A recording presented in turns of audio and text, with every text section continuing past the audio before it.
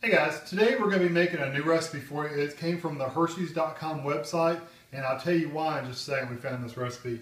They're called peanut butter chocolate filled oatmeal bars, and one of the things they need is we need six tablespoons of softened butter or margarine. You need 1/3 cup of peanut butter. It specifically said Reese's peanut butter, but just any, we just got regular Jif creamy peanut butter. A cup of packed light brown sugar, a 1/2 teaspoon of vanilla extract, 1 1/4 cup of rolled or just quick cooking oats, 1 1/4 cups of flour. You need a 1/2 teaspoon of baking soda right there.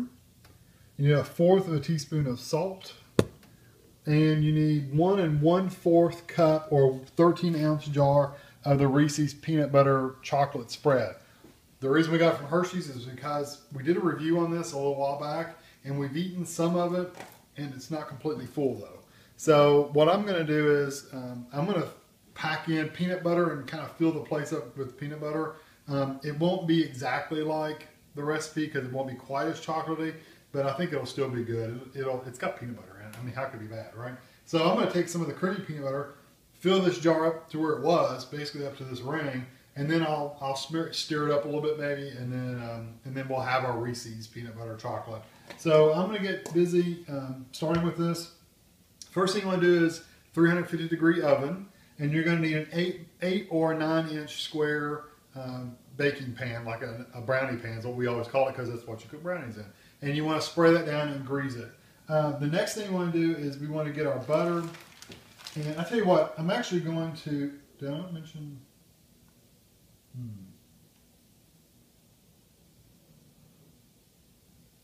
It says eggs over here, but there's no eggs in the recipe.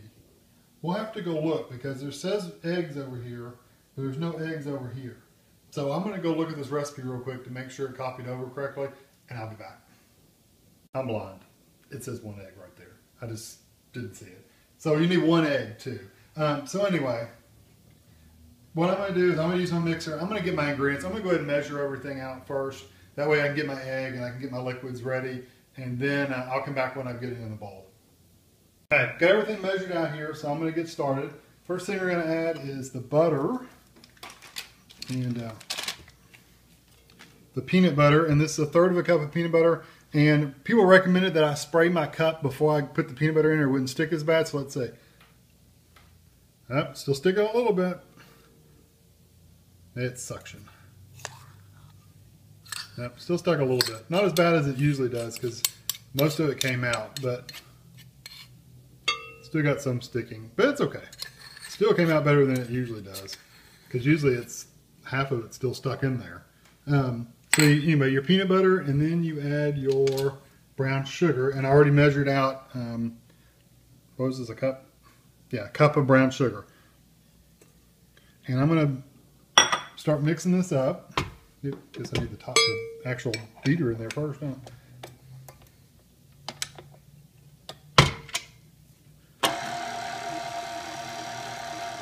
Never start fast. I learned that trick when I threw it in my face one time.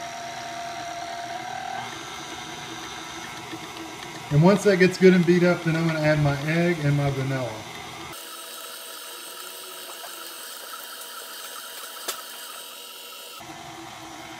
It smells good. Just having that in there smells good. You know what that reminds me of? Smell that. See if it doesn't run you in my peanut butter pie. It does smell like a peanut butter pie, yeah. Okay. I'm going to add my egg.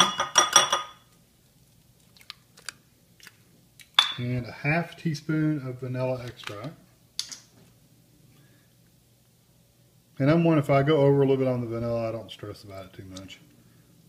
I mean, you don't want to add like a ton, but if you go over a little bit, it's okay. And then basically mix this up until it's thoroughly beat.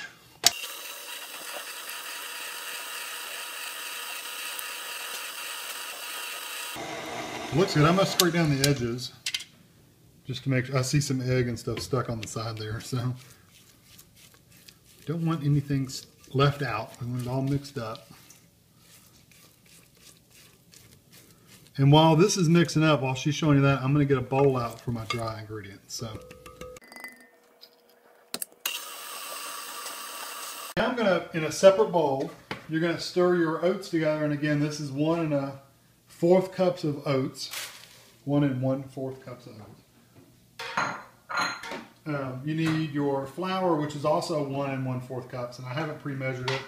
So I'm just going to, I got a 1/4 of a cup in here. I'll just measure out 5 of these.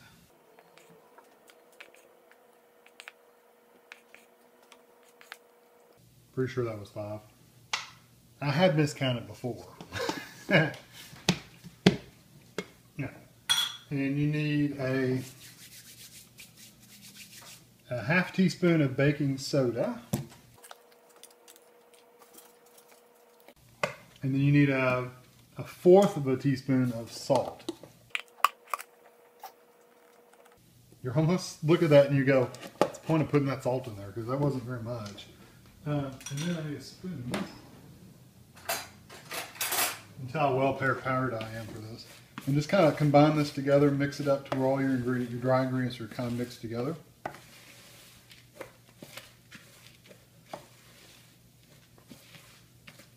And this is it. You're ready to eat it. No, I'm just kidding. That wouldn't be very appealing. Oats and flour and salt and baking soda. I don't think it would taste very good. Okay. Move this out of the way. So now what I'm going to do is I'm going to take my peanut butter mixture, scrape it down. It's pretty runny, which is fine because it's going to be added to this dry mixture here in just a second.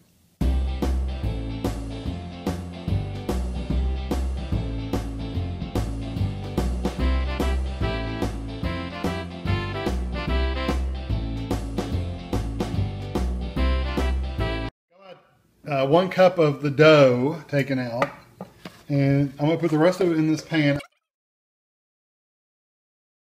I've got to spread this on the bottom of this pan. There's not a ton of it in here now. After you take a cup of it out, you know, it's just going to be a thin layer on the bottom, kind of like a graham cracker crust.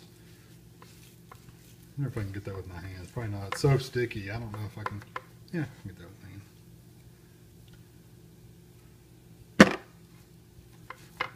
If I sprayed my hands all with cooking oil. I wondered though if you sprayed them, if it would. Do you want me to spray your fingers? Too late now.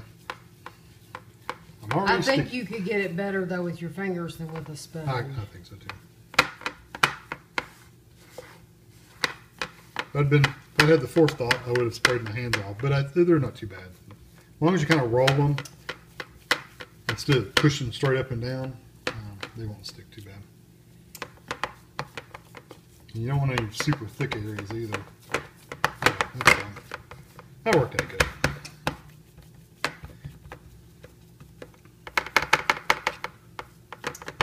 Okay, so now what I'm going to do, if I can get this off my finger, is I'm going to take my Reese's spread, and Tammy stirred it up really good, the peanut butter and the Reese's, and really you can't even tell, honestly. And the good thing about stirring it up is it thinned it out a lot too.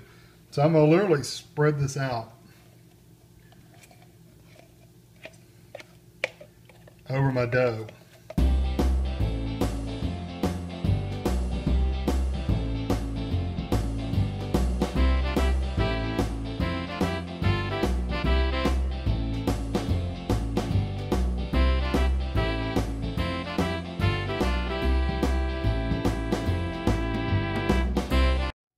One of the reasons we wanted to look for this recipe is that Reese's stuff, it's good, it has a wonderful flavor to it, but it's not something we would sit around and eat. It's not like you would eat, I mean, I have eaten a few of them, that's why there was some of it missing.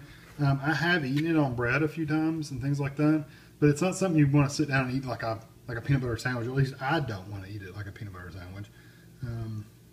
That's just me though. So we wanted to find a recipe where we can actually use it, honestly, to get just to get rid of it, honestly. If you're wondering why we were using a recipe for that. Okay, so now once you get all that up and your hands are really good and sticky, take the remaining dough, and it says just crumble it in hunks around on top. And it says crumble it like it's dry, and it's not. It's sticky. It's sticky like peanut butter. I guess crumbling just means it's not even. It's not smooth. It's not one solid layer. Yeah, it's not one solid layer. It's going to have holes in it here and there. I mean, you're probably doing a horrible job of crumbling, but it crumbled till on the floor.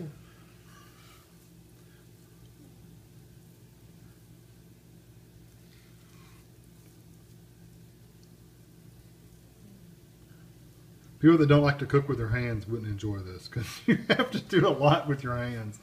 Okay, this is the last bit of it. Get a little bit over here, a little bit in here, and get a little bit over there. Okay, I think that's probably about as good as I'm going to get it crumbled.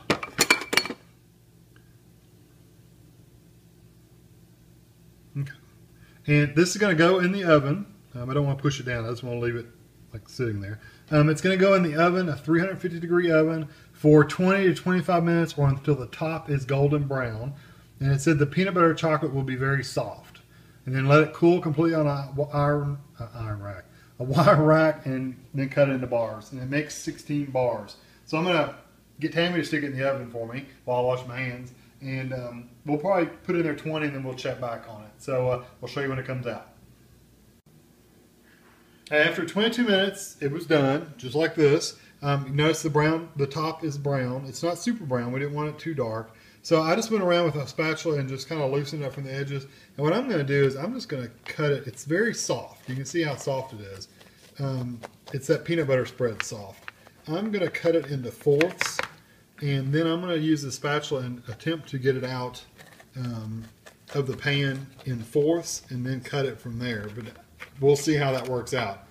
That's what I'm going to do right now. Is I'm just going to take my spatula and get that fourth out. Once I get the first one out, it'll probably be awful looking. I think the rest of them will be fine. Cut into like, this is 12, 6, 12. There's 12 pieces here, and I'm assuming I'll get another 12 out of there. And so me and Asher are just going to try one. I'm going to get one right out of the corner. And they are a little goopy. I'm wondering, I think if you stick them in the refrigerator, I think it'll firm up that chocolate.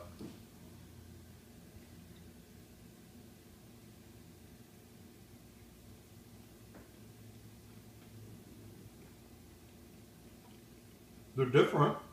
It kind of tastes like an Oreo cookie with chocolate on it. I don't get that at all. Really? Oreo? No, I'm sorry, peanut butter cookie. You said Oreo cookie. An oatmeal cookie with a little bit of chocolate peanut butter on it. That's what it tastes like. I think it tastes like, what are those called? Nutter butter? What are those called? Nutter butter. Yeah, I think it tastes like one of those, but with, it's a little bit gooier than those. It's good. They are good. I wonder how hard they're going to be to eat.